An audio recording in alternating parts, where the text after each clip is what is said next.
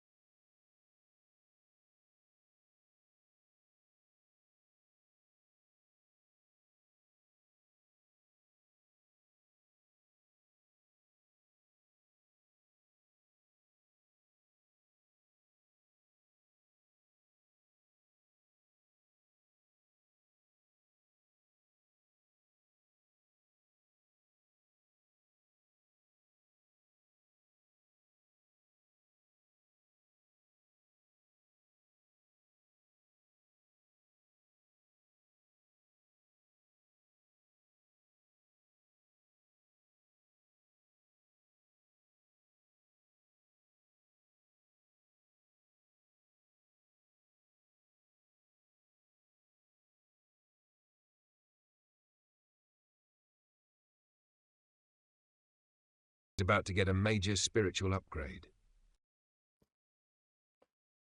Welcome to another edition of Tarot Through Time. I'm your host, Psychic Tarot Andrew. And today we step into the smoke and flame of 15th century France, where war, faith, and prophecy collided in the form of one extraordinary young woman, Joan of Arc, a peasant girl who rose to command armies, defy kings, and reshape the course of history, guided not by her politics, but by voices only she could hear. Joan was born in 1412 in Domremy, a quiet village, and caught in the chaos of the 100 Years' War. At 13, she began to receive visions, mystical messages from saints, urging her to drive the English out of France and crown Charles VII. Armed with divine conviction and unwavering purpose, she convinced nobles, inspired soldiers, and led France to unlikely victories. But power, especially when held by someone so young and so female, always comes at a cost. Captured by her enemies, abandoned by her allies, Joan was put on trial and burned at the stake at the young age of 19. Yet her story did not end in ashes.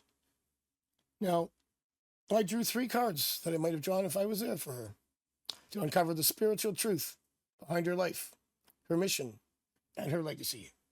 The first card is the Strength card. This is not brute force. It's courage, inner resolve, and the power of faith to overcome fear. Joan's strength was not physical. It came from an unshakable belief in her divine calling. The cards speak to the fire in her soul, her ability to stand in front of kings and generals and hold her ground. Strength tells us that her leadership wasn't just military, it was spiritual, and it moved nations. The second card is the High Priestess, a symbol of sacred knowledge, intuition, and divine mystery.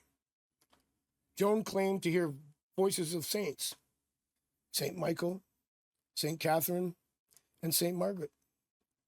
This card reminds us that she was deeply connected to something beyond the earthly realm. Now, whether those voices were divine, psychological, or symbolic, they guided her with profound clarity. The High Priestess suggests that Joan's power came from her ability to listen to something few others could hear. The final card is the Judgment card. The Judgment card represents rebirth, awakening.